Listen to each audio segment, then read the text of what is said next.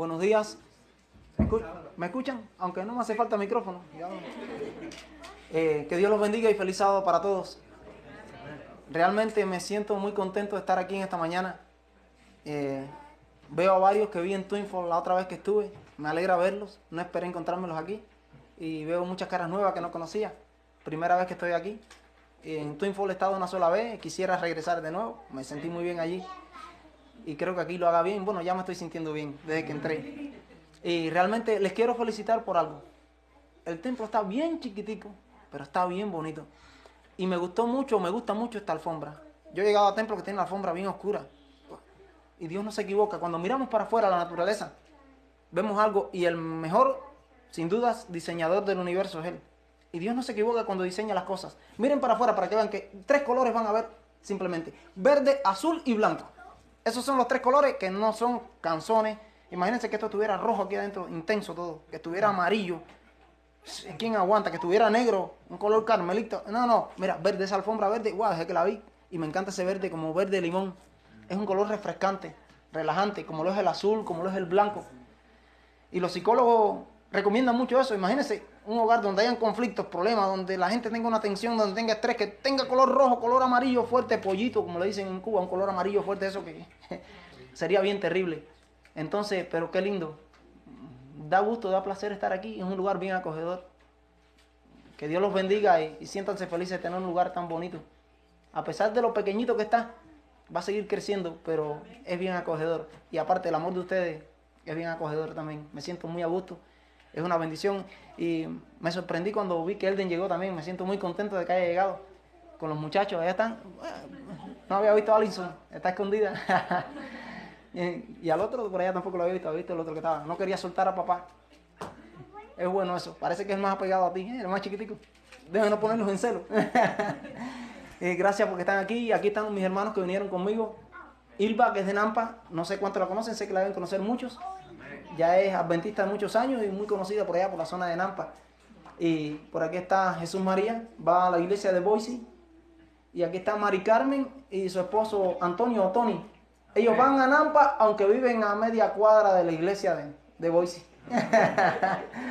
Van a la iglesia de Nampa, tienen allá funciones, tienen cargo y van allá y allá es donde empezaron y se quedaron. Y Alba se los quiere arrastrar para allá, para Boise. Vengan para acá, si están al doblez de la esquina. Parecen los custodios de la iglesia en Boise, están bien cerquita ahí, pero están en Nampa. Entonces, tuvieron muy bien a bien venir conmigo, se sienten muy a gusto aquí. Y no sé si tuvieran algo que decir, o ustedes algo que decirle, ahí están. Y me dijeron que había paclac aquí hoy, ¿no? Traímos algo para compartir, qué bueno. Y vamos a estar ahí. Entonces, vamos a tener la palabra de Dios, el pan espiritual, y después vamos al otro pan y a disfrutarlo y a disfrutar la comunión entre nosotros. Es una bendición, realmente me siento contento que me hayan invitado aquí y espero que no sea la última vez. Me siento a gusto y no importa, vengo cuantas veces tenga que venir. Que Dios los bendiga mucho. Entonces los invito a buscar de nuevo la palabra de Dios, la lectura bíblica. Y el que me la encuentre ahí, o la tienen ya, seguro, que me la lea con voz fuerte. El que quiera, hombre o mujer, el que primero se atreva. ¿Me estás mirando para leer? Sí, Malaquías 4, 5 y 6. Malaquías capítulo 4, versículos 5 y 6. Acordaos de la ley de Moisés, mi siervo, el cual encargué en Horeb, ordenanzas y leyes para todo Israel. Sí, lee de ahí hasta el 6, sí, del 4 al 6. He aquí yo envío a Elías, profeta, antes que venga el día de Jehová grande y terrible. Él convertirá el corazón de los padres hacia los hijos y el corazón de los hijos hacia los padres.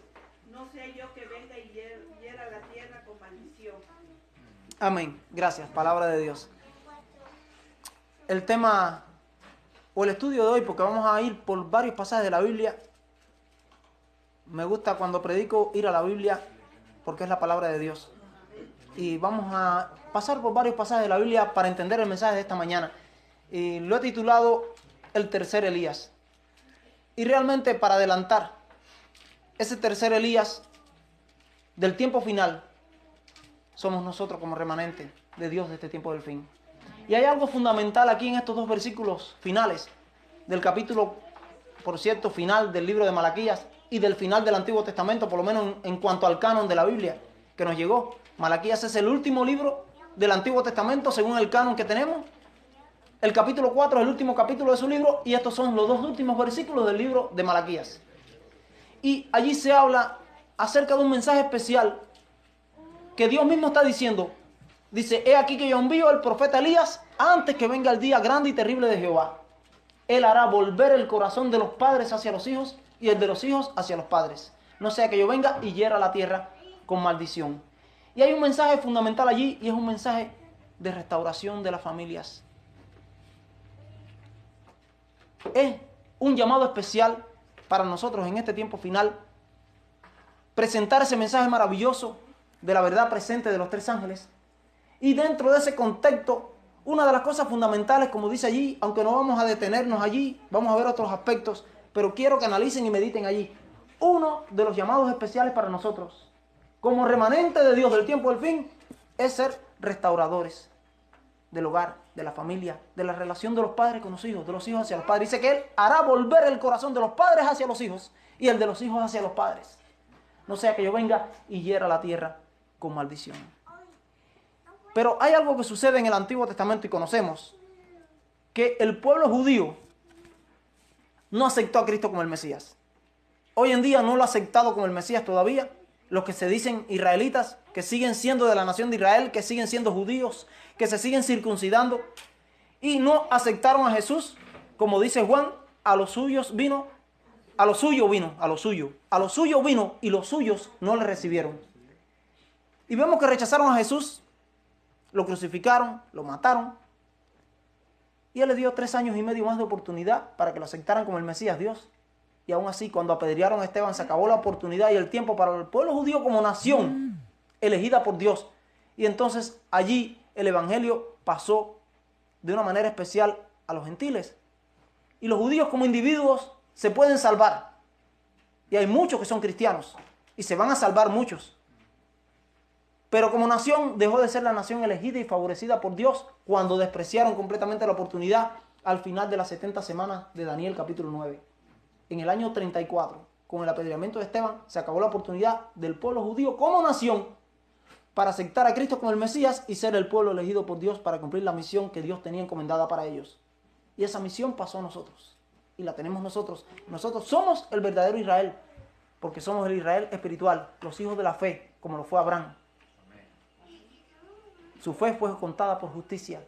Y nuestra fe es contada por justicia. Y nosotros somos hijos de Abraham y somos judíos espirituales.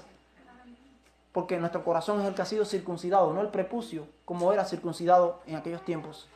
Entonces, como ellos no aceptaban a Jesús como el Mesías, no lo aceptan todavía, por tanto no aceptan el Nuevo Testamento. Al no aceptar el Nuevo Testamento, no aceptan la inspiración del Nuevo Testamento, y ellos aceptan solamente el Antiguo Testamento. La ley, los profetas y los salmos, como está dentro de su canon, del canon hebreo de la Biblia del Antiguo Testamento. No aceptan el Nuevo Testamento, no aceptan a Jesús, no aceptan el mensaje de los apóstoles, no aceptan la inspiración del Nuevo Testamento. Entonces, han hecho algo con estos 2 versículos. Algo curioso, porque hay esa palabra que está allí. La última palabra del Antiguo Testamento es maldición. Y cuando ellos vieron eso, se percataron de eso, ellos se sienten malditos en un sentido. Y para evitar quitarse ese estigma, esa marca de encima, como malditos, porque no aceptan el Nuevo Testamento, entonces le añaden algo más a ese versículo en su Antiguo Testamento, en el canon de su Biblia, en ese versículo final. Por tanto, para que no terminara en maldición el canon de su escritura, dice, he aquí que yo envío al profeta Elías antes que venga el día grande y terrible de Jehová. Y Él hará volver el corazón de los padres hacia los hijos, de los hijos hacia los padres. No sea que yo venga y castigue la tierra con maldición. Ahí termina. Y dice, después ponen ellos, he aquí que yo envío al profeta Elías. Así terminan. Vuelven a hacer énfasis en lo mismo. Pero eso no está en el original. En el original termina la palabra maldición. Y ellos le añaden más, he aquí que yo envío al profeta Elías. Porque no quieren terminar con maldición. Porque, ¿ustedes saben por qué? Porque hay un contraste. Los que conocen de la Biblia, en Apocalipsis capítulo 22, versículo 21, y no lo busquen, si quieren lo pueden buscar después, termina con la palabra gracia. El Nuevo Testamento termina con la palabra gracia y el Antiguo termina con la palabra maldición. No es que sea una maldición el Antiguo, sino es que como ellos no quisieron aceptar la continuidad de la inspiración divina seguida a través de sus santos profetas, apóstoles, quedaron en la maldición de no aceptarla. Y para no terminar con la palabra maldición, le añaden aquí yo envío al profeta Elías. Y sin embargo, el Nuevo Testamento termina Apocalipsis hablando que la gracia de nuestro Señor Jesucristo sea con todos vosotros. Amén. Termina con la palabra gracia. Qué lindo.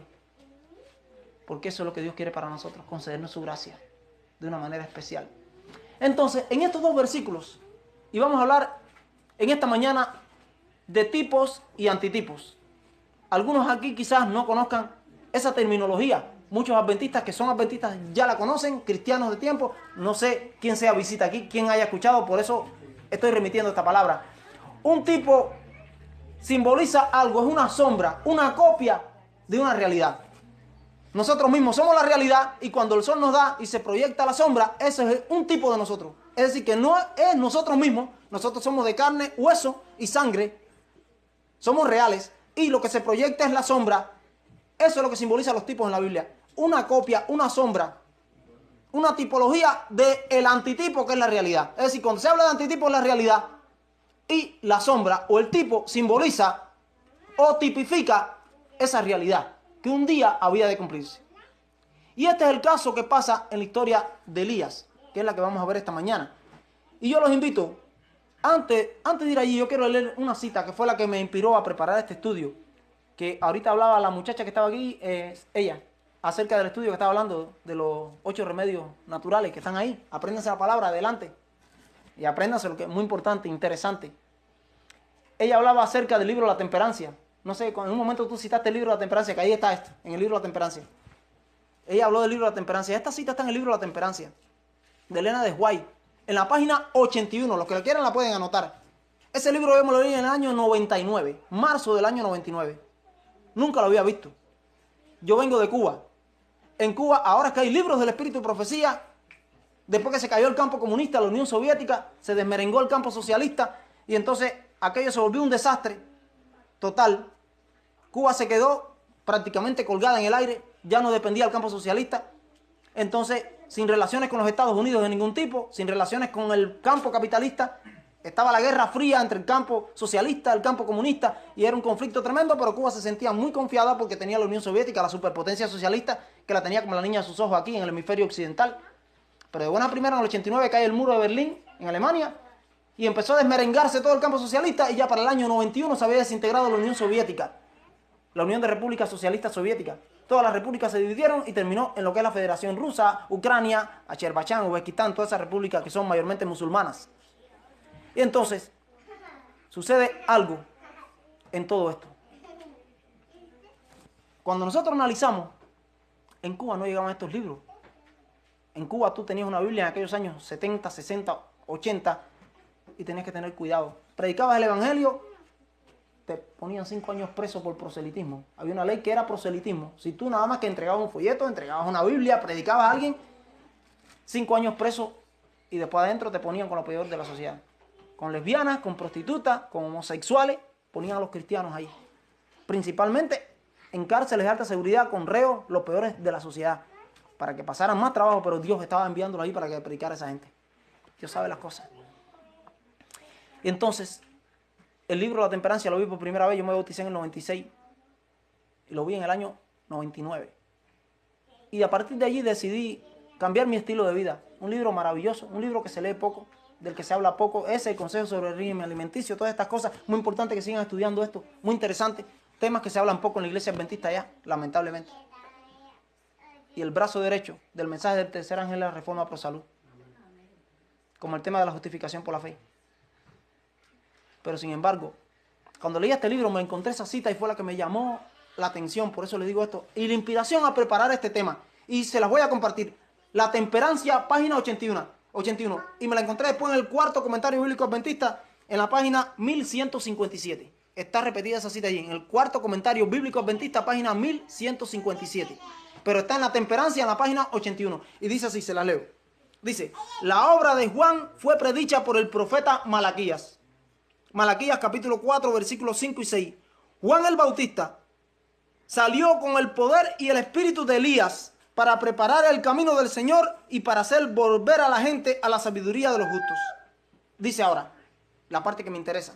Dice, Juan el Bautista era un representante de los que viven en los últimos días, a quienes Dios ha confiado sagradas verdades para presentar ante la gente y preparar el camino para la segunda venida de Cristo. Y los mismos principios de temperancia que Juan practicó, y uno de los puntos es la temperancia, dice, y los mismos principios de temperancia que Juan practicó debieran ser observados por aquellos que en nuestros días han de advertir al mundo de la llegada del Hijo del Hombre. Palabra de Dios también, porque Elena White fue tan inspirada como lo fue Isaías, como lo fue Ezequiel, como lo fue Daniel. Nosotros los adventistas, como bien le decía, un día creo que en Twin Falls se lo decía a los que estaban allí, no creemos en niveles de inspiración, pero sí en niveles de autoridad. La Biblia está por encima de los escritos de Elena White. Creemos que hay niveles de autoridad. La Biblia está por encima de sus escritos. La luz menor sometida a la luz mayor de la Biblia. Pero nivel de inspiración no aceptamos. Elena White fue tan inspirada como lo fue Daniel, como lo fue Isaías, como lo fue Ezequiel, como lo fue Daniel, como lo fue Oseas, Jeremías, Zacarías, porque fue inspirada por el mismo Espíritu Santo. Fue inspirada por el mismo Dios. Y creemos que Dios la inspiró. Y como Él la inspiró, es también palabra de Dios. Entonces, aquí dice que Juan el Bautista salió con el poder y el espíritu de Elías para preparar el camino del Señor y para hacer volver a la gente a la sabiduría de los justos. Era un representante de los que viven en los últimos días. Y somos nosotros. Juan el Bautista, en este símbolo, era el segundo Elías.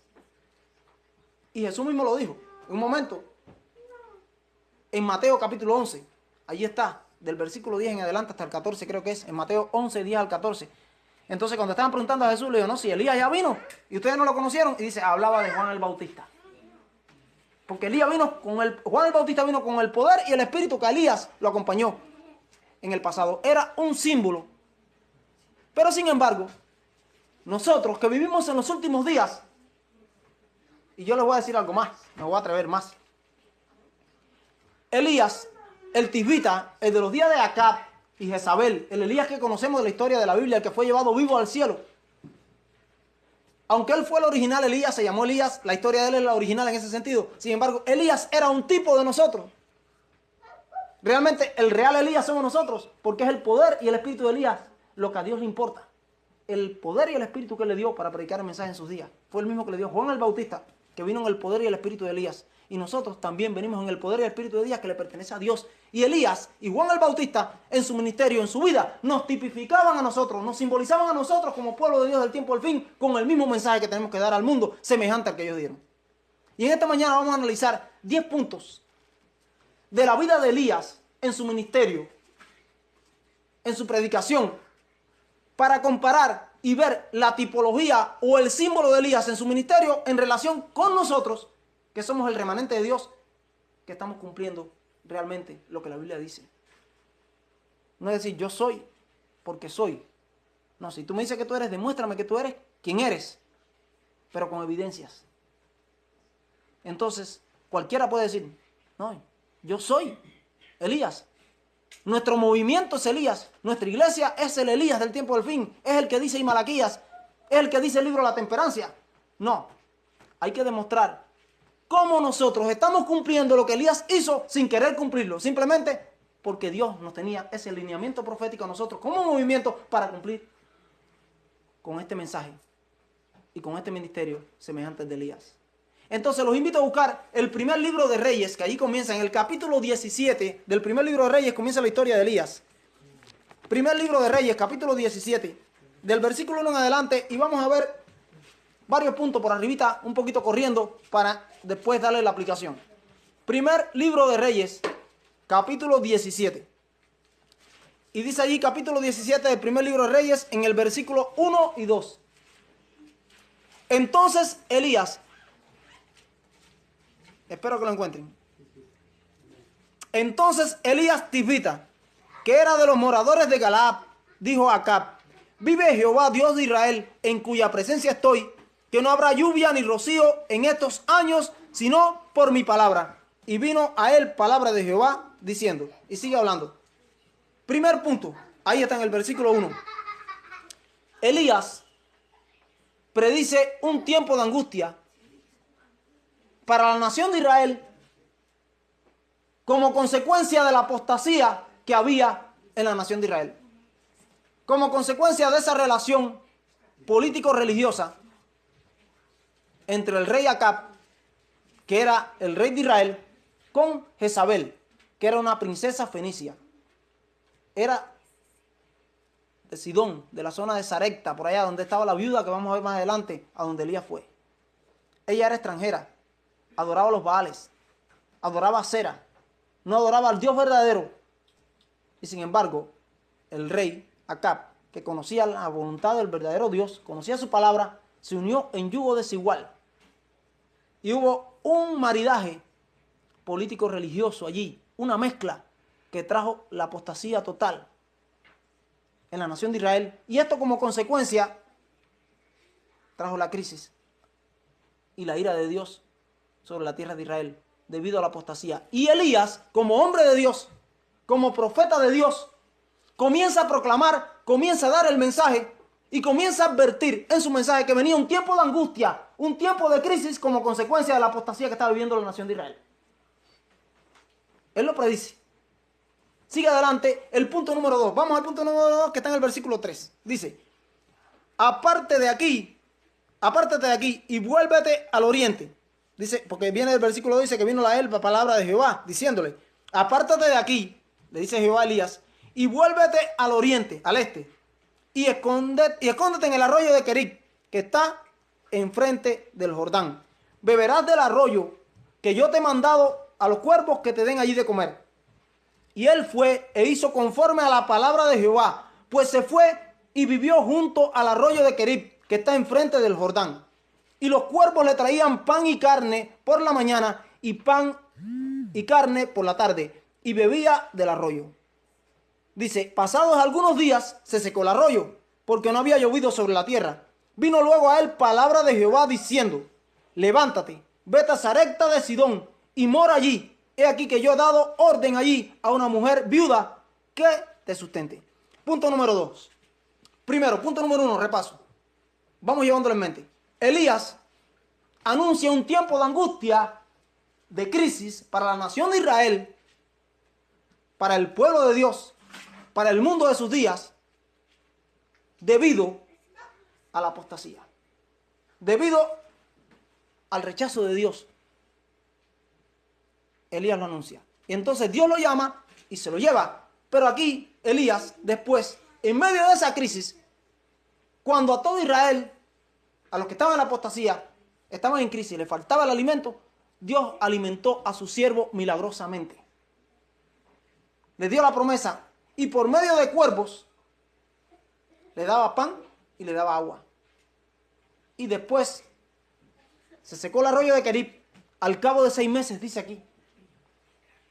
Y cuando se secó el arroyo de Querib al cabo de 6 meses, le dijo, levántate y vete a Sarepta de Sidón, que allá hay una viuda que te va a sustentar. Y Elías se fue hasta allá y la viuda lo sustentó. Es decir, que Dios alimenta milagrosamente a sus siervos en medio de esa angustia. Y eso hizo con Elías. Cuando a todo el mundo le faltaba, a su siervo no le faltó. Nunca le faltó. Gloria a Dios. Punto número 1. Elías predice un tiempo de angustia para el mundo, para sus días, debido a la apostasía. Número 2. Elías, en medio de esa apostasía, nunca le faltó el alimento. Dios lo sustentó milagrosamente. Por medio de cuervos, por medio de una extranjera, por el medio que Dios se valga. Dios es libre de valerse del medio que Él quiera para sustentar a sus hijos. Y así lo hizo. Punto número 3. Allí mismo, en el versículo 17 en adelante del capítulo 17, dice, después de estas cosas, aconteció que cayó enfermo el hijo de la ama de la casa, es decir, de la viuda de Sarepta, de Sidón, donde fue alimentado él. Dice, aconteció que cayó enfermo el hijo de la casa, del ama de la casa, y la enfermedad fue tan grave que no quedó en él aliento. Y ella dijo a Elías, ¿qué tengo yo contigo, varón de Dios? ¿Has venido a mí para traer a mi memoria mis iniquidades y para hacer morir a mi hijo? Él le dijo, dame acá tu hijo. Entonces él lo tomó de su regazo y lo llevó al aposento donde él estaba y lo puso sobre su cama. Y clamando a Jehová dijo, Jehová, Dios mío, aún a la viuda en cuya casa estoy hospedado, ¿la has afligido haciéndole morir a su hijo? Dice, y se tendió sobre el niño 3 veces y clamó a Jehová y dijo: Jehová Dios mío, te ruego que hagas volver el alma de este niño a él, o la vida. Y Jehová oyó la voz de Elías, y el alma del niño volvió a él y revivió. Tomando luego Elías al niño, lo trajo del aposento a la casa y lo dio a la madre y le dijo: Elías, mira, tu hijo vive. Punto número 1, Elías anuncia un tiempo de angustia debido a la apostasía. Número 2, Elías es alimentado milagrosamente cuando a todo el mundo le faltaba el alimento. El siervo de Dios era alimentado milagrosamente. Punto número 3, Dios hace milagros por medio de su siervo. Hasta el punto del milagro más grande que se puede reconocer, aparte del milagro de la conversión de un alma, que es el más grande de todos, el milagro de la resurrección. Es decir que por medio de su siervo, Dios hace un milagro grandioso, hace milagros. Resucitó el hijo de esa viuda que había muerto. Usó como instrumento a Elías para que resucitara. Ese es el punto número 3. Punto número 4, allí mismo en el capítulo 18, vamos a saltar versículos 1 al 4. Dice: pasados muchos días, vino palabra de Jehová a Elías en el 3er año, diciendo: ve, muéstrate a Acab, y yo haré llover sobre la faz de la tierra. Fue pues Elías a mostrarse a Acab, y el hambre era grave en Samaria. Y Acab llamó a Abdías su mayordomo. Abdías era en gran manera temeroso de Jehová, en gran manera. Porque cuando Jezabel destruía a los profetas de Jehová, Abdías tomó a 100 profetas y los escondió de 50 en 50 en cuevas y los sustentó con pan y agua. Punto número 4. Los siervos de Dios son protegidos por funcionarios políticos del gobierno. Tremendo. Punto número 1. Elías anuncia un tiempo de angustia debido a la apostasía. Punto número 2. Dios hace milagros y alimenta milagrosamente a su siervo cuando a todo el mundo le faltaba el alimento. Punto número 3. Dios hace milagro por medio de su siervo. La resurrección del hijo de la viuda de Sarepta que había muerto. Punto número 4. Funcionarios del gobierno, grandes, temerosos de Dios, que nadie se imagina que lo son, como este caso de Abdías, era el mayordomo del rey Acab, estaba en el palacio, y conocemos lo que es un mayordomo, el que atiende los negocios de un amo, era el que atendía todos los negocios de él, y sin embargo era un hombre temeroso de Dios allí. En medio de la apostasía, ese hombre no estaba corrupto, y cuidándose, manteniendo allí una apariencia, si no, Jezabel le hubiera cortado la cabeza. Mientras ella mataba a los profetas de Jehová, él agarró a 100 profetas de Jehová, los escondió 50 y 50 en cuevas y los alimentaba en medio de ese tiempo de crisis. Los salvó, los sustentó, fue el instrumento de la mano de Dios como funcionario del gobierno. Y Abdías significa en hebreo mayordomo de Dios, siervo de Dios. También, hasta el nombre significa eso. Era mayordomo del rey Acab y su nombre Abdías. Abdías significa en hebreo siervo de Dios. Era un siervo de Dios, gran temeroso de Dios. Protegió a los siervos de Dios, a los profetas de Dios, 100, y los salvó durante ese tiempo. Y fueron 3 años y medio. Porque aquí dice 3 años, pero después estuvo 6 meses allá en el arroyo de Querit cuando se le secó. Y allá en Santiago, capítulo 5, versículo 17, dice que Elías estuvo por 3 años y 6 meses, 3 años y medio en esa prueba. Es decir, que esa angustia, ese tiempo de prueba, duró 3 años y medio. Y el 3 y medio en la Biblia es un número de prueba. Cuando lo vemos en toda la Biblia, en el libro de Daniel, Apocalipsis, los 3 días y medio de los libros, los 2 testigos en la plaza de la ciudad, los 3 tiempos y medio, que es a día por año, los 1260 años, pero habla de 3 tiempos y medio, 42 meses, que son 3 años y medio, es un número de prueba, de conflicto. Y Elías vivió su angustia durante 3 años y medio. Estuvo 6 meses primero en el arroyo de Querit, cuando se secó, dijo, vete a Sarepta de Sidón, fue allá, y dice aquí el capítulo 18, que fueron 3 años. Es decir, que él estuvo alimentándose por los cuervos y tomando del agua de aquel arroyo 6 meses. Después, 3 años más allá, y durante esos 3 años y medio, Abdías, funcionario del gobierno del rey Acab, del palacio, alimentó a los siervos de Dios y los protegió de la muerte y de la persecución de Jezabel. Es decir que, punto número 4, Dios protege a sus hijos por medio de funcionarios del gobierno, que son temerosos de Dios, que a veces no vemos quiénes son. Nadie sabía que Abdías era esto, a no ser los profetas que él tenía salvo.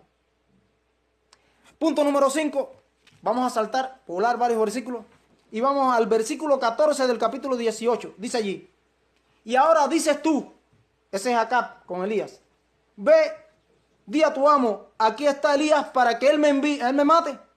Y le dijo Elías, vive Jehová de los ejércitos, en cuya presencia estoy, que hoy me mostraré a él.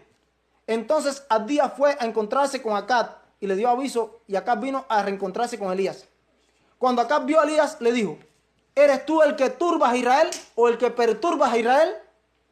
Y él respondió, Elías le responde a Acab: yo no he turbado a Israel, sino tú y la casa de tu padre, dejando los mandamientos de Jehová y siguiendo a los Baales. Es decir que, punto número 5, hay una acusación de parte del gobernante, de los perseguidores, en este caso era Acab y Jezabel, contra el siervo de Dios o los siervos de Dios. Pero el siervo de Dios no se calla, hay un mensaje de respuesta. Dice: ¿eres tú acaso el que turbas a Israel? ¿Eres tú el que estás perturbando a Israel? Dice: no soy yo, sino tú y la casa de tu padre, porque te has olvidado de los mandamientos de Jehová. Pensamos en la ley, y me gustó mucho cuando ahí vi los 10 mandamientos ahí en la entrada. Está llamativo, muy lindo.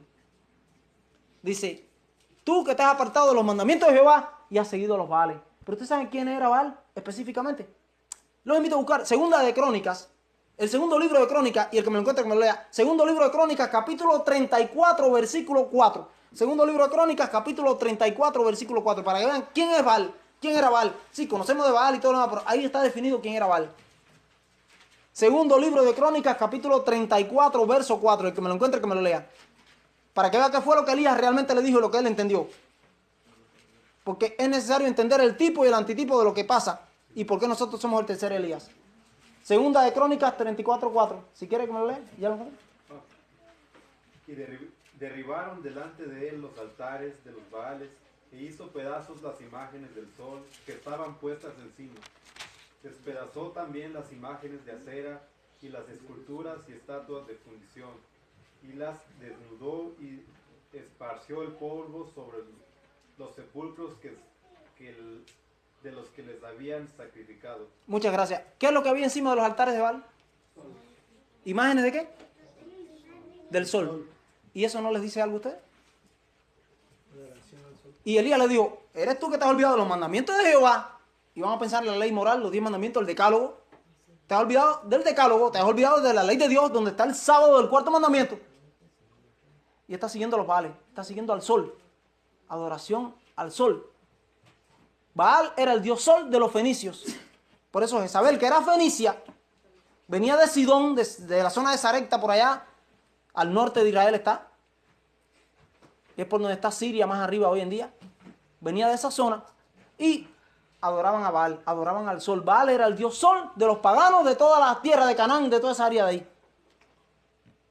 Baal era el dios sol. Dice que encima de los altares de Baal habían imágenes del sol, porque Baal era el dios sol de los fenicios y de todos los cananeos. Y Elías le responde: tú te has olvidado del mandamiento de Dios, estás siguiendo al dios sol, estás siguiendo a Baal. Fue la respuesta de Elías. Hay un mensaje de acusación contra el siervo de Dios y hay un mensaje de respuesta. Elías no se quedó callado. Elías le contestó con la verdad. No, la maldición no viene por mí, no es por mí, yo soy fiel a Dios. Eres tú y la casa de tu padre que se han olvidado de Dios. La apostasía de ustedes. Se han olvidado de los mandamientos de él y están siguiendo a Baal, al dios sol. Esa fue la respuesta del siervo de Dios. Entonces, punto número 6. Seguimos corriendo. Vamos al versículo 36 del capítulo 18. 36 del capítulo 18. Dice: cuando llegó la hora de ofrecerse el holocausto, se acercó el profeta Elías y dijo, primer libro de Reyes, capítulo 18, versículo 36. Repito. Cuando llegó la hora de ofrecerse el holocausto, se acercó el profeta Elías y dijo: Jehová, Dios de Abraham, de Isaac y de Israel, sea hoy manifiesto que tú eres Dios en Israel. Amén. Y que yo soy tu siervo, y que por mandato tuyo he hecho todas estas cosas. Respóndeme, Jehová, respóndeme para que conozca este pueblo que tú, oh Jehová, eres el Dios, y que tú vuelves a ti el corazón de ellos. Entonces cayó fuego de Jehová y consumió el holocausto, la leña, las piedras y el polvo, y aún lamió el agua que estaba en la zanja. Y viéndolo todo el pueblo, se postraron y dijeron: Jehová es el Dios, Jehová es el Dios. Amén. Entonces Elías dijo: prended a los profetas de Baal para que no escape ninguno. Y ellos los prendieron y los llevó Elías al arroyo de Sison y allí los degolló. Fíjense, punto número 6. Aquí hay un descrédito a los falsos profetas. Conocemos la historia y como leemos aquí, hubo un enfrentamiento, una confrontación encima del Carmelo. Y en medio de esa confrontación había que probar quién era el Dios verdadero. El Dios que respondiera por medio del fuego era el Dios verdadero. El que consumiera el holocausto, el sacrificio, era el Dios verdadero. Si no, no era Dios. Y los profetas de Baal, dice allí, que comenzaron a bailar, a danzar, comenzaron a sajarse con cuchillos, cortarse. En esas danzas, esos bailes, esa gritería que armaron, esperando que pasara, y no pasó nada. Dios impidió que Satanás se manifestara, porque Satanás estaba dispuesto a descender fuego del cielo para probar que Baal era Dios, pura mentira, pero Dios se lo impidió.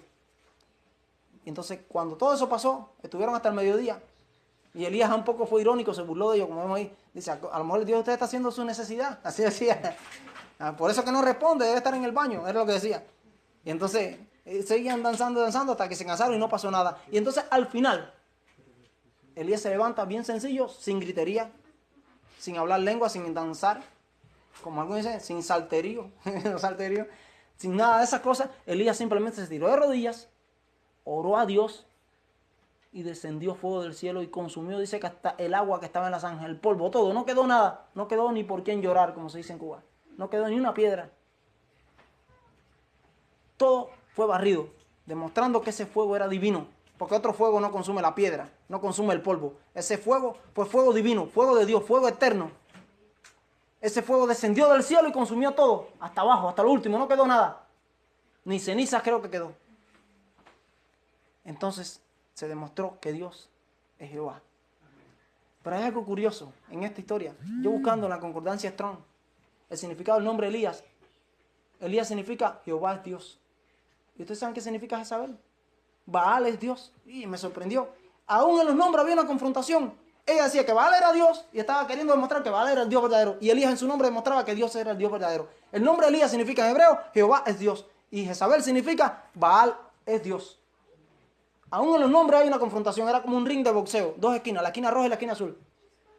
A ver quién triunfaba. Quién se llevaba la faja mundial. Pues se la llevó el Dios verdadero. Y al final quedaron degollados los profetas de Baal y Acera en el arroyo de Sison. Es decir, que quedaron desacreditados. Decían ser el verdadero Dios y quedaron completamente chasqueados y desacreditados delante de todo el mundo, todo el pueblo, demostrando que el Dios verdadero era Jehová de los ejércitos. Amén. Punto número 7.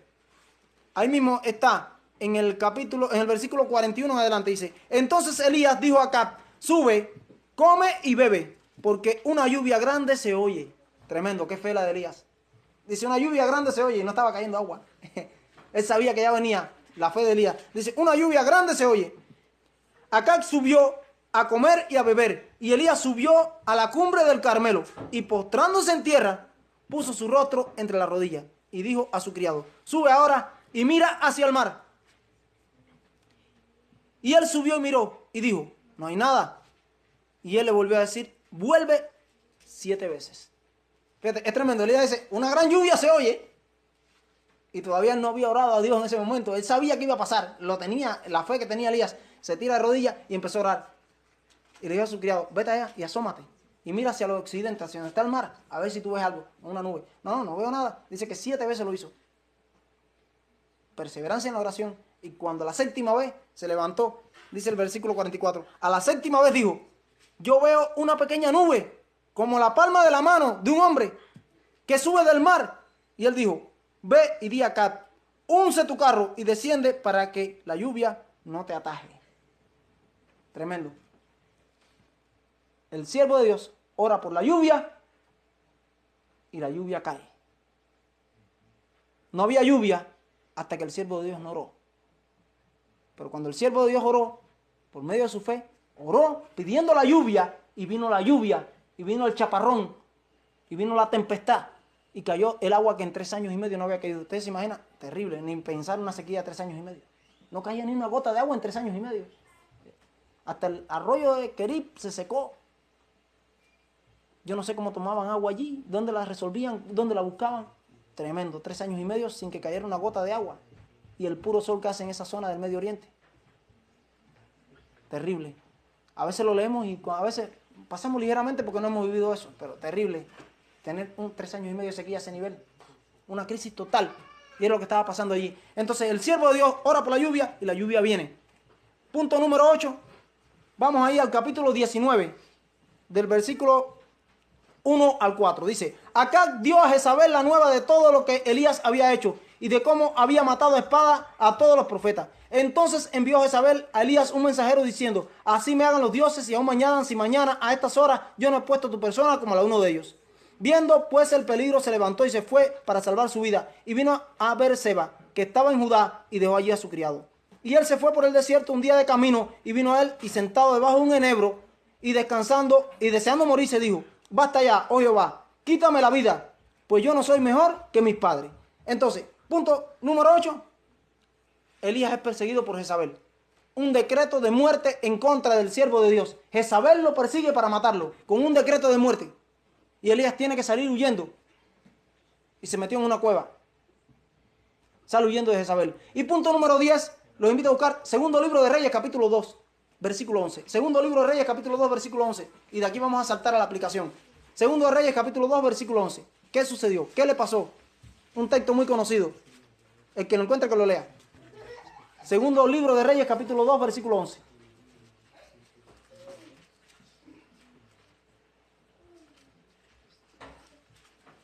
Y aconteció que yendo ellos y hablando, he aquí un carro de fuego con caballos de fuego apartó a los dos, y Elías subió al cielo en un torbellino.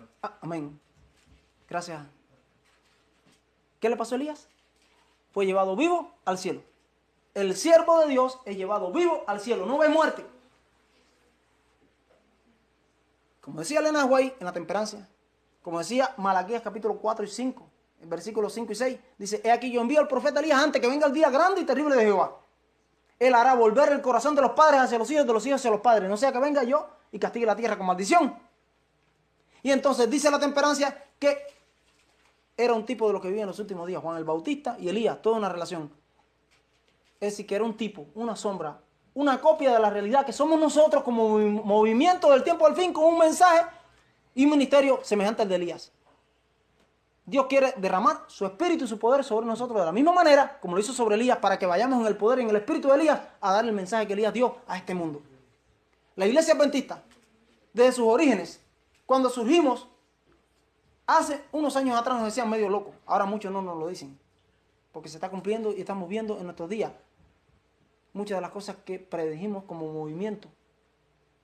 Pero siempre, cuando leemos los libros del Espíritu de Profecía, el conflicto de los siglos y todos esos libros, principalmente el conflicto de los siglos, cuando leemos Daniel, Apocalipsis, interpretamos lo que dicen las profecías de la Biblia en el carácter historicista de la interpretación de la Biblia como lo tenemos nosotros, no preterista ni futurista, que esa no es la manera correcta de interpretar las profecías de la Biblia. Hemos dicho desde 1844 para acá, predicando el mensaje de los 3 ángeles, que esta mañana se hablaba en la lección, que viene un tiempo de angustia para este mundo. Un tiempo terrible, el tiempo de angustia de Jacob. Un tiempo de angustia que va a sacudir este planeta desde Alaska hasta la Antártida, completamente. Va a ser un tiempo terrible para este mundo, de desastres naturales, guerras, conflictos. Prácticamente va a ser un caos total lo que se va a volver este mundo. Una crisis económica total en todos los órdenes. La hemos estado anunciando desde que somos movimiento, desde que surgimos en los primeros inicios de los pioneros. A través de nuestra literatura, a través de nuestra predicación, a través de nuestro mensaje. Como consecuencia de la apostasía de este mundo. Y principalmente esta nación donde estamos. No sé con qué propósito a nosotros latinos Dios nos trajo para acá, pero un propósito tiene para traernos aquí a este país. Si Dios nos trajo aquí, no estamos aquí por gusto. Hay tantos que quisieran estar aquí y no pueden estar, y nosotros estamos aquí. Solo Dios sabe por qué llegamos, de la manera que llegamos. Pero Dios tiene un propósito con nosotros. Y yo creo que con los latinos tiene un propósito especial para este país, porque la crisis va a comenzar por culpa de este país, y lo conocemos. Dice Elena de White en el libro Eventos de los Últimos Días, que a esta apostasía nacional de la implantación de la ley dominical en este país, cuando la iglesia se una con el Estado, que se acabe con la enmienda de la Constitución que establece el principio de libertad religiosa, separación iglesia-estado. Cuando se unan completamente, implanten leyes religiosas obligatorias, como la ley dominical, dice que inmediatamente en el registro del cielo se pondrá apostasía nacional. Dice, inmediatamente vendrá la ruina nacional. Hay países que tienen leyes dominicales en sus países. Europa, Argentina, coincidentemente los países de los 3 últimos papas. En Polonia, ahora para el 2020 ya van a aplicar la ley dominical de cierre total. Polonia era la tierra del Papa Juan Pablo II. Benedicto XVI, que era alemán, que todavía sigue siendo papa honorario, él no ha dejado de ser papa, renunció, pero sigue siendo papa honorario, está con Francisco, es alemán, y en Alemania hay cierre dominical. Y entonces en Argentina conocemos todo lo que está pasando en Argentina, principalmente en Rosario. Es la tierra del actual papa, hay leyes dominicales en Argentina. Es casualidad que los 3 últimos papas, de Juan Pablo II para acá, que se escribió la encíclica Dies Dominis sobre el domingo en el año 98, que la escribió él mismo, haya leyes dominicales en esos 3 países, de los 3 últimos papas, no es casualidad. Pero eso va a ser lo que va a traer crisis a este mundo. Y nosotros lo estamos prediciendo, lo estamos predicando, lo estamos anunciando, la apostasía de la unión de la iglesia con el Estado, quitando el principio de separación de libertad religiosa, la separación iglesia-Estado, la libertad de conciencia. Eso va a traer una crisis sobre esta nación. Inmediatamente vendrá la ruina nacional a este país y el mundo se volverá un caos total, porque muchos países van a seguir el ejemplo de los Estados Unidos en un nuevo orden mundial que estamos viviendo. Y más después del derribo de las Torres Gemelas, este mundo ha cambiado mucho. Y este país. Entonces, lo estamos anunciando y nos decían loco. Y ya muchos no nos dicen loco, porque ven que muchas cosas están pasando. Pero hace unos años atrás, en los años 80, en los años 70, por allá atrás, ¿quién iba a decir eso? Decía, no, los adventistas están locos diciendo eso nunca va a pasar, y menos en este país. Pero después del 11 de septiembre vemos que muchas cosas así están pasando y van a pasar.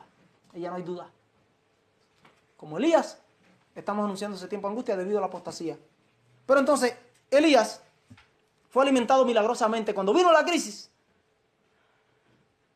faltaba el alimento, faltaba el agua, faltaba el vestido, faltaba el calzado. Pero a Elías no le faltó nada, porque era fiel. Y esa es la promesa para nosotros. Tu pan y tus aguas estarán ciertas, serán seguras. El pueblo de Israel en el desierto, 40 años, nunca se les rompió el vestido, se les pudrió, nunca se les rompieron los zapatos, nunca les faltó agua aunque iban en un desierto, nunca les faltó el alimento, el maná siempre lo tuvieron, aunque reclamaron carne, las codornices, y conocemos la historia de lo que pasó. Porque así somos lamentablemente nosotros los seres humanos. Dios dándonos pan de ángeles y queremos lo que nos viene en gana a nosotros. No queremos pan de ángeles. No queremos lo que Dios nos da. Pero Dios siempre sustenta a sus hijos. A sus fieles. Cuando todo el mundo le falte, Dios va a sustentar a sus hijos en ese tiempo final de crisis. Dios te va a sustentar a ti, me va a sustentar a mí. Si decidimos ser fieles. Eso hizo con Elías. No le faltó. Le mandó cuervos. Dios manda cuervos, manda ardillas, manda osos, manda leones, lo que tenga que mandar. Pero Dios no va a abandonar a ningún hijo de él que tenga necesidad, porque Él es el sustentador. Amén. Eso pasó con Elías y va a pasar contigo si tienes fe, y va a pasar conmigo. Pero tenemos que ser firmes en nuestra fe, como lo fue Elías, y no caer en la apostasía de negar a Dios. Punto número 3, que lo analizábamos, hubo milagros por medio del siervo de Dios. Elías fue instrumento para resucitar al hijo de la viuda de Sarepta. En ese tiempo final conocemos, por lo que hemos leído, cuando venga el derramamiento de la lluvia tardía, el Espíritu Santo sobre el pueblo de Dios, de una forma especial, como un segundo Pentecostés, los siervos de Dios serán instrumentos en la mano de Dios para hacer grandes milagros. Dios va a hacer grandes milagros por medio de nosotros. Vendrá el falso revivimiento, vendrán los falsos milagros, las falsas señales, falsos prodigios, una imitación de la verdad de Dios, pero una falsificación de parte de Satanás. Pero no serán auténticos. Pero aún en medio de esa lucha, aunque no va a ser una prueba, sino que la prueba es la palabra de Dios, pero no hay duda de que el pueblo de Dios en ese tiempo va a ser instrumento en la mano de Dios para hacer grandes milagros. Hasta punto yo pienso que hasta resurrecciones van a haber. Sí, cómo no. Porque Dios sigue siendo el mismo. Los dones no han cesado. Los dones permanecen hasta que venga lo perfecto. Y lo perfecto aún no ha venido. Dice Corintios 13. Dice, en parte conocemos, en parte profetizamos. Pero cuando venga lo perfecto, lo que es en parte se acabará. Es decir, que los dones no han cesado. Nosotros los adventistas creemos que no han cesado. El don de lengua no ha cesado. La interpretación de lengua no ha cesado. El don de profecía no ha cesado. Ahora, en su correcto contexto. No como muchos dicen que es el don de lengua, que ese don de lengua no es el verdadero. Pero los dones no han cesado, siguen en pie y van a estar en pie porque son para la edificación del cuerpo de Cristo, que es la iglesia, hasta el fin. Cuando venga lo perfecto, ya no es necesario. Lo perfecto es el reino perfecto de Dios. Pero mientras no llegue lo perfecto, los dones están en pie, siguen en pie y van a haber grandes milagros. Van a pasar cosas grandiosas. Porque el Espíritu Santo hará todo esto en el derramamiento de la lluvia tardía. El otro punto que leíamos era el punto 4. Funcionarios políticos. Abdías. Aunque el rey Acab no lo sabía, ni Jezabel, si no le decía, le hubiera cortado la cabeza a Abdías, lo tenía en el palacio. Abdías era gran temeroso de Dios, como dice, era muy temeroso de Dios. Y escondió a los siervos de Dios, a los profetas, a 100 en cuevas de 50 y 50 y los sustentó por 3 años y medio. Recuerda el caso de José de Arimatea, de Nicodemo. Eran miembros del Sanedrín. Y dice Elena de White, deseaba a toda la gente, que a Jesús varias veces intentaron condenarlo, matarlo, antes de que llegara el momento que se lo hicieron. Y dice que José de Arimatea y Nicodemo impidieron, como miembros del Sanedrín, que a Jesús lo crucificaran y le hicieran lo que le iban a hacer. Porque ellos se oponían. Por eso el día que decidieron hacerle lo que le hicieron a Jesús, ellos no estaban en la reunión. No lo citaron, le dieron curva, porque ellos tenían poder en su palabra de convicción y de alguna manera se metían e impedían muchas veces estas cosas. Y entonces ese día no estaban ellos allí, cuando decidieron condenar a Jesús y llevarlo a preso, como de la manera que lo hicieron, cuando Judas lo entregó. Pero ellos eran temerosos de Dios y después que vino la crisis, después que pasó lo que pasó, decidieron irse con el pueblo cristiano de Dios. José de Arimatea entregó sus riquezas y Nicodemo al servicio de la causa de Dios y terminaron siendo siervos de Dios abiertamente, aunque al principio estaban en oculto. Hoy en día pasa así. Hay muchos gobernantes en los países, en México, en Cuba, en El Salvador, en Honduras, en Guatemala, donde quiera de nuestros países, que pensamos que no, pero están allí y han conocido este mensaje. A algunos le ha llegado un conflicto de los siglos, a algunos le ha llegado un deseo a toda la gente, a algunos un adventista le ha predicado en un ómnibus, en un avión, en quién sabe en qué lugar, y han aceptado, han entendido el mensaje y tienen esos libros ocultos en su casa y lo tienen de cabecera de su cama y nadie sabe que están en eso y creen este mensaje y lo creen de todo corazón y saben lo que va a venir, están informados y son temerosos de Dios en su corazón y no sabemos quiénes son. Y no digo que lo sea, pero hasta Peña Nieto pudiera ser. ¿Quién sabe quién? Hasta Donald Trump. Sí, tiene ahí a Benjamin Carson cerca. Su hija es judía ortodoxa, por lo menos guardador de sábado. Uno nunca sabe las cosas, quién sabe quién. El asunto que quiero decir, hay gobernantes, hay funcionarios del gobierno en las altas esferas de la sociedad que son temerosos de Dios o van a temer a Dios y van a formar parte del pueblo de Dios en el momento de la crisis final y van a ser instrumentos grandes de la mano de Dios para salvar al pueblo de Dios de muchas cosas. Porque esa gente en las cámaras altas del gobierno tienen las reuniones secretas y toman las decisiones y muchos van a estar informados ante tiempo y le van a informar al pueblo de Dios. Y van a tapar y van a esconder y van a moverse porque Dios tiene sus siervos en todos los niveles. Desde la presidencia hasta abajo. Eso pasó en aquellos días y va a pasar. Y está pasando. Y es una realidad. Y hay muchos testimonios, muchas historias de casos como estos. Que están pasando y muchos se conocen. Y algunos aquí quizás conozcan algunos casos. De cosas así, de hombres grandes en el gobierno, funcionarios, que son temerosos de Dios y conocen este mensaje y lo creen. Y en un momento determinado, ahora no es el momento. Ahora no es el momento para decidir, quizás no han tomado la decisión, pero sin embargo la van a tomar en el momento oportuno. Como Abdías. Punto número 5. Acusación y mensaje de respuesta. Bien claro. Cuando llegue ese momento final, dice Elena de White en el conflicto de los siglos, que a nosotros se nos va a acusar de la misma manera que se acusó a Elías.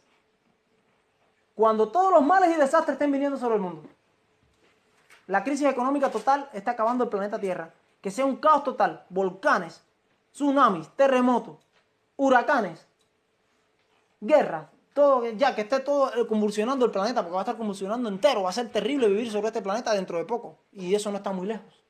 Y no es metiéndole susto ni miedo. Ustedes lo conocen y si no lo conocen es hora de que nos pongamos las pilas. Y de prepararnos y amarrarnos bien los pantalones y las sayas a las mujeres. Porque lo que viene no es un juego y no estoy amenazando ni estoy metiendo miedo. Simplemente es que tenemos que despertar. Porque la crisis está delante de nuestras narices y viene y está cerquita. Y es hora de decidir hoy, aquí y ahora. Daniel, antes de llegar la tentación, antes de llegar la prueba, dice que propuso en su corazón no contaminarse con la comida que el rey comía ni con el vino que él bebía. Si no nos lo proponemos ahora, cuando llegue el momento no lo vamos a soportar. Tenemos que ser ya fieles ahora y decidir ahora y pensar por ahora para cuando llegue ese momento entrenar nuestra mente de qué parte vamos a estar. Y en este caso, el rey acusa a Elías, le dice, tú eres el que turbas a Israel, tú eres el culpable de todo lo que está pasando. A los adventistas no van a decir así. Ustedes son los culpables de todos los males y desastres que están viniendo sobre el mundo y la sociedad. Esos huracanes, esos terremotos, esta crisis económica, este hambre que hay, esto terrible que está pasando es culpa de ustedes que son una secta. ¿Ustedes creen que ese término que se ha empleado del 11 de septiembre para acá, terrorista, fundamentalista, fanático, sectario, es por los musulmanes? No, ese es Satanás que está preparando el camino porque todo eso viene para arriba de nosotros. Esa acusación viene contra los adventistas. Viene contra nosotros, contra la iglesia adventista, no va a decir secta, sectario, ustedes son unos sectarios. Porque está viniendo esto sobre el mundo, ¿saben por qué? Porque ustedes guardan el sábado y no están guardando la ley dominical que puso los Estados Unidos, que está poniendo el mundo, y que el Papa puso. Todas las iglesias están unidas ecuménicamente en un punto común, en una unidad total. Y ustedes son los únicos que no se unen. Ustedes son los únicos que están diciendo que no. Y hasta que ustedes no se unan a nosotros, no van a cesar los castigos de Dios. Eso lo va a enseñar la prensa. Hoy hasta en el Amazonas, cualquier indígena de eso, hasta caníbal casi, tiene un teléfono con internet. Hasta en Alaska. Donde quiera se va a recibir ese mensaje. Y todo el mundo va a pensar que esos males y desastres y todo el terrible que está viniendo sobre el mundo es culpa de nosotros. Se lo van a hacer creer. Los medios de comunicación no van a estar en nuestras manos, porque nos van a perseguir, nos van a impedir. No vamos a poder defender de esa manera por los medios de comunicación. Pero ahí es donde vamos a ser llevados a tribunales. Y vamos a tener que responder de la misma manera que Elías respondió, con valentía. Mira, no soy yo. No es culpa mía. Sino ustedes que se han olvidado de los mandamientos de Dios y están siguiendo al Dios Sol. Están adorando el domingo. Ese es el Dios Sol. El día del Dios Sol. Fíjense que es un paralelo total. Acusación en contra. Culpables ustedes, adventistas del séptimo día, sectarios, fanáticos, fundamentalistas, terroristas. Y tenemos que responderle con la valentía de Elías en el poder de Dios. No, la culpa no es nuestra, es de ustedes que se han olvidado de la ley de Dios, de los 10 mandamientos, del sábado de Dios, séptimo día de la semana, y están siguiendo a Baal, están siguiendo al Dios Sol, están adorando en domingo, que ese no es el día que Dios estableció. Acusación y mensaje de respuesta. Pero ese es con la valentía de Elías en el poder y el espíritu de Elías. Punto número 6, descrédito a los falsos profetas. No voy a ampliar mucho ahí, pero eso va a pasar. Y los que han leído el conflicto de los siglos, primeros escritos, Elena de White hace una descripción allí de lo que sucede cuando los impíos están persiguiendo con el decreto de muerte al pueblo de Dios en ese tiempo final, que ponen un día para exterminar al pueblo de Dios en un solo día, una sola noche. Y cuando se están acercando para eliminarlo en ese mismo día, dice que es cuando Cristo aparece para rescatar a su pueblo, la liberación del pueblo de Dios. Pero poquito antes suceden varios eventos por Orión. Sabemos que Cristo viene por Orión, por ahí desciende la ciudad de Dios, dice primero escrito página 41. Un espacio abierto por la constelación de Orión, porque hacia ese lugar del cielo está el trono de Dios. Por ahí está el camino de Dios hacia la tierra, hacia este lugar, por Orión, la constelación de Orión. Y dice que por ahí se oye la voz de Dios que anuncia el día y la hora de la venida de Cristo. Proclama los 10 mandamientos desde el cielo. Y dice que se ven las manos de Dios, que muestran las tablas de la ley. Y se ve el cuarto mandamiento con una aureola de luz brillando por encima de todo lo demás, demostrando que el sábado del séptimo día es el día verdadero y que la crisis que está viniendo sobre el mundo es culpa de los que estaban guardando el domingo y persiguiendo. Y dice que demasiado tarde se dan cuenta, porque ya la gracia ahí cerró. La gracia cerró poco antes. Ya no hay oportunidad ni gracia. Dice que se dan cuenta demasiado tarde todos los miembros de todas las iglesias del mundo que realmente quienes estaban persiguiendo eran los que tenían la razón. Y dice que ahí se viran contra sus pastores, contra sus ministros, contra sus dirigentes, porque dice que fueron culpables de no enseñarle la verdad. Entonces Dios desacredita, como en la época aquella cuando descendió fuego del cielo, a los falsos profetas, a los que dicen que tienen la verdad de Dios, a ese movimiento ecuménico mundial en contra del pueblo de Dios, porque Dios muestra su ley, los 10 mandamientos en el cielo y el cuarto mandamiento que no ha sido cambiado. Y quedan completamente desacreditados y vindicados su pueblo, que ellos son los verdaderos siervos del Dios verdadero, los guardadores del sábado. Punto número 7. Elías ora por la lluvia. Y la lluvia viene. ¿Reconocemos? Hay un pedido de Dios. En Zacarías capítulo 10, versículo 1, si quieren lo anotan ni lo busquen ahora por el tiempo. Zacarías 10:1 dice, pedid a Jehová lluvia en estación tardía, y él hará derramar sobre nosotros lluvia, hará relámpagos, truenos y gran tempestad. Hay un pedido que oremos por la lluvia tardía. Tenemos que orar por fe. Elías creyó que la lluvia ya venía. Le dijo al rey, mira, corre que soy el estruendo de una lluvia. Y todavía la lluvia no venía. Pero por fe él sabía que estaba, que venía, que era una realidad. Y Elías comenzó a orar, que tuvo que hacerlo 7 veces. Símbolo de perseverancia. El 7 es número de plenitud, perfección, número divino. Elías oró 7 veces y le dijo así, pues vete a ver. Dice que a la 7ª vez fue, dice que vio una nubecita negra allá por el horizonte del mar Mediterráneo. Por allá, pero eso. Dice, con eso me basta. Y vino la lluvia después de 3 años y medio. Pero la lluvia vino cuando el siervo oró por la lluvia, el siervo de Dios. ¿Cuándo vendrá la lluvia tardía? Cuando oremos y la pidamos. Pentecostés vino la lluvia temprana cuando los discípulos se pusieron a orar en el aposento alto y estuvieron orando, y vino la lluvia temprana, el derramamiento del Espíritu Santo en Pentecostés debido a la unidad de la oración de ellos. Cuando oremos y pidamos por la lluvia, dice que nuestra mayor necesidad es la de la lluvia tardía, como pueblo de Dios. Entonces vamos a salir a predicar en el poder y el espíritu de Elías este mensaje tan poderoso. Pero necesitamos orar por la lluvia tardía. ¿Cuántas veces se ora? Como hogar, como familia, como individuo, como iglesia. De todo corazón, porque Dios derrama esa lluvia tardía que tanto necesitamos. Para que perfeccione nuestro carácter de una vez y para siempre. Para este fuerte pregón que el mundo necesita. Pedid a Jehová lluvia en estación tardía. Tenemos que pedir la lluvia y la lluvia va a venir. El siervo oró por la lluvia y la lluvia vino. Cuando oremos por la lluvia tardía va a venir. Va a venir. Y va a ser el premio de Dios para su pueblo. Punto número 8. Jezabel persiguió a Elías. Jezabel es un tipo de la iglesia católica. Y estoy hablando en plata. Como bien decimos, nosotros sabemos que como adventistas no tenemos nada contra los católicos. Es más, la mayoría de los católicos se van a salvar y muchos de los adventistas se van a ir fuera. Y van a ocupar el lugar de los que se salieron. Porque la iglesia católica tiene 2.000 millones de miembros en el mundo. De esos 2.000 millones de miembros en el mundo hay muchos que son sinceros, aman a Dios con todo su corazón, según la luz que le ha llegado. Y cuando escuchen la luz en su verdadera claridad, van a decidir por Dios antes que por los hombres. Y van a formar parte del pueblo de Dios. Y en ese zarandeo, lamentablemente, muchos de los adventistas se van a salir fuera. Y quiera Dios que ninguno de los que estemos aquí sea de esos que se salgan fuera. La iglesia adventista no es Babilonia, como muchos han dicho. Muchos disidentes que hablan de esas locuras, esas cosas, no. Porque de la iglesia adventista no hay que salir. Lo que sale fuera de la iglesia adventista es el que se pierde, el que se va a salir. Porque en el zarandeo lo que sale fuera es la escoria. Dentro se queda lo puro. Aunque seamos zarandeados, la iglesia adventista no es Babilonia. Puede parecer que está por caer, pero no caerá, dice Elena White, hasta que los pecadores que están en Sión sean tamizados. Lo que sale fuera es la escoria.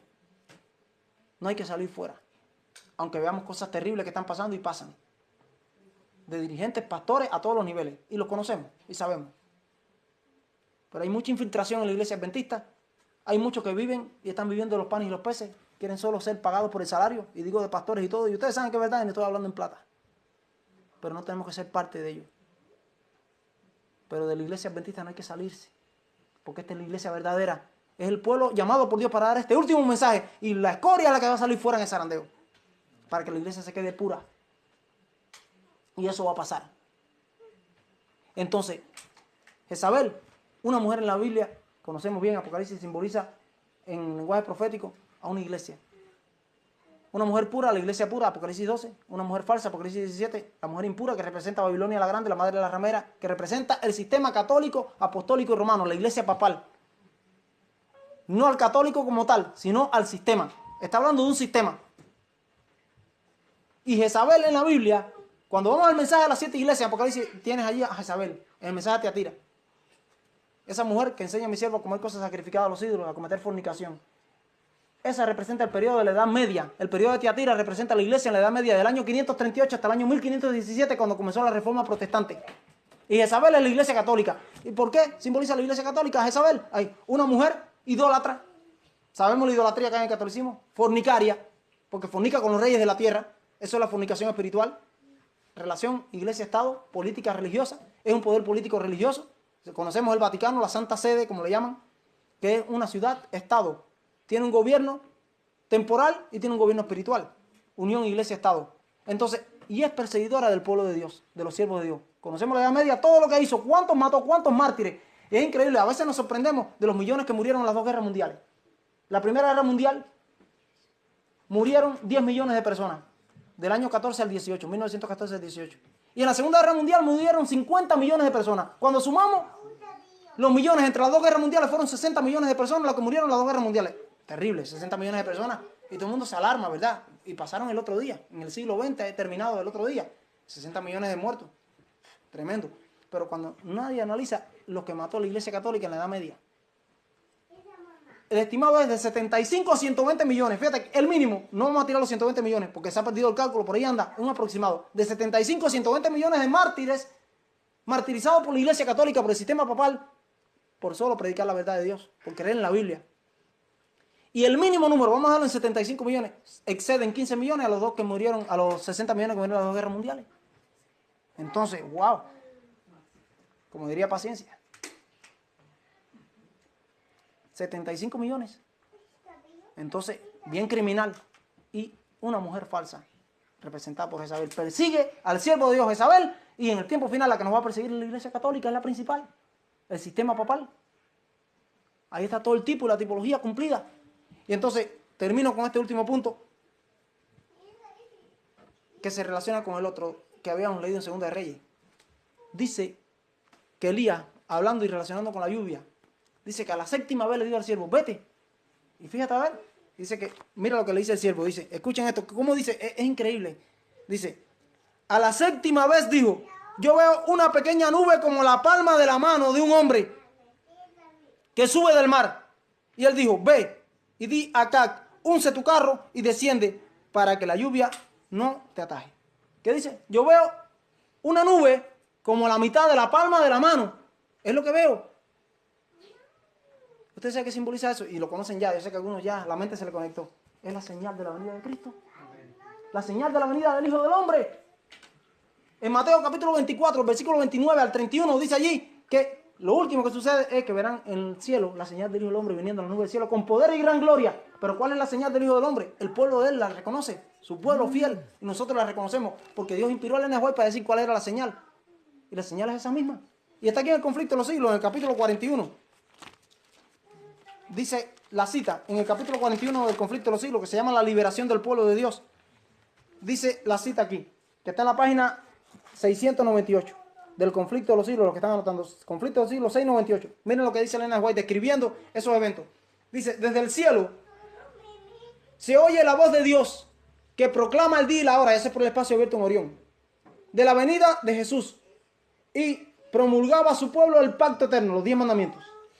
Sus palabras resuenan por toda la tierra como el estruendo de estrepitosos truenos. El Israel de Dios escucha con los ojos elevados al cielo. Sus semblantes se iluminan con la gloria divina y brillan cual brillara el rostro de Moisés cuando bajó del monte Sinaí. Los malos no los pueden mirar. Y cuando la bendición se pronuncia sobre los que honraron a Dios santificando su santo sábado, se oye un inmenso grito de victoria. Y escuchen ahora, dice, pronto, inmediatamente a estos eventos, dice, pronto, aparece en el este, por el oriente, pronto aparece por el este, una pequeña nube como del tamaño de la mitad de la palma de la mano. ¿Y qué dice aquí? Primer libro de Reyes, capítulo 18, versículo 44. Dice, a la séptima vez dijo, yo veo una pequeña nube como la palma de la mano. Es lo mismo. Y Elena White describiendo la venida de Cristo.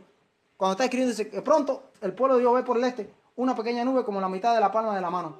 Dice, el pueblo de Dios sabe que es la señal del Hijo del Hombre. Qué lindo. Dice, en silencio solemne la contemplan mientras va acercándose a la tierra, volviéndose más luminosa y más gloriosa hasta convertirse en una gran nube blanca, cuya base es como fuego consumidor y sobre ella el arco iris del pacto de la promesa.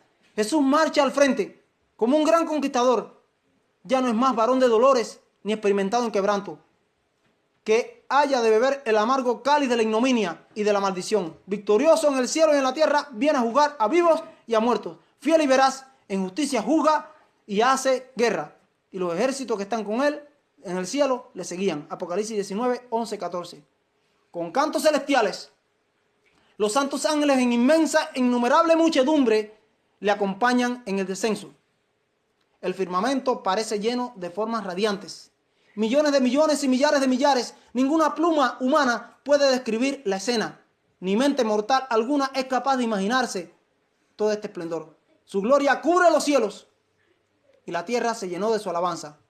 También su resplandor es como el fuego y rayos brillantes salían de sus manos. Habacuc capítulo 3, versículos 3 y 4. A medida que va acercándose la nube viviente, todos los ojos ven al príncipe de la vida. Ninguna corona de espinas ya ciñe más sus sagradas sienes. Ahora está ceñido por una gloriosa diadema. Su rostro brilla más que la luz deslumbradora del sol del mediodía. Y en su vestidura y en su muslo tiene escrito este nombre: Rey de Reyes y Señor de Señores. Apocalipsis 19, 16. Amén. Es la señal del Hijo del Hombre. El siervo ve una pequeña nube con la mitad de la palma de la mano. Y esa señal de la venida de Cristo, que dice Mateo 24, versículo 29 en adelante, es la señal de la venida de Cristo. Y es una nube por el horizonte, por el oriente, que se ve a lo lejos, como una nube negra, por la lejanía que tiene. Y a la medida que se va acercando, dice, se va haciendo gloriosa y más gloriosa. Y son los ángeles, una nube de ángeles acompañando a Cristo, que vienen por segunda ocasión a buscar, no a buscar a su pueblo, a buscarnos a nosotros, los que estamos aquí. Porque Él quiere venir por ti, Él quiere venir por mí. El fuego del infierno no está preparado para ti ni para mí. Dice Mateo 24, 31, que está preparado para 41, que está preparado para el diablo y sus ángeles. Dios no quiere que tú te pierdas, ni que yo me pierda, sino que procedamos al arrepentimiento. Hay un texto que es el favorito de mi papá. Todo el mundo dice Juan 3:16, pero muchas veces, o muy pocas veces nos fijamos en el que le continúa. Debería leerse Juan 3:16 cuando se lee con el 17, porque está incompleto.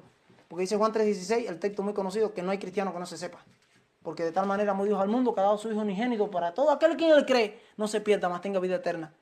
Dice el 17, porque Dios no envió a su Hijo para condenar al mundo, sino para que el mundo sea salvo por medio de Él. A mí nunca me gusta leer solo el 16, me queda incompleto. El paquete está con los dos versículos. Cristo no vino a condenar, Cristo vino a salvar, decía Elden ahorita en la lección. Él vino a salvar.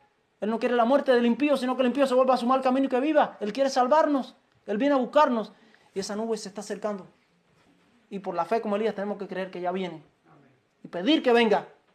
Ven, Señor Jesús, como dice Apocalipsis. Y entonces, por último, 2 Reyes 2:11, dice que Elías fue llevado vivo al cielo. Qué lindo. Pasar de vida a vida. Tenemos esa esperanza, la esperanza que quiso tener todo siervo de Dios en toda época. Hasta ahora los únicos que se conocen que han sido llevados vivos al cielo fue Enoc y Elías, por lo menos en el registro bíblico. Si Dios se llevó a alguien más en toda esta época de los 6.000 años que llevamos de pecado en esta tierra, solo se sabe en el cielo y solo lo sabe Dios. Pero al menos bíblicamente en el registro, Enoc fue llevado vivo al cielo para no ver muerte y lo traspuso Dios. Y Elías fue llevado vivo. Los únicos que han tenido el privilegio, ustedes se han puesto a pensar que aún Jesús, miren, hay que pensar eso. Jesús, que era Dios hecho hombre, hecho carne, vino a este mundo con el destino de morir. Y Jesús gustó la muerte por nosotros para darnos vida. Pero imagínense que Jesús, como humano, gustó la muerte.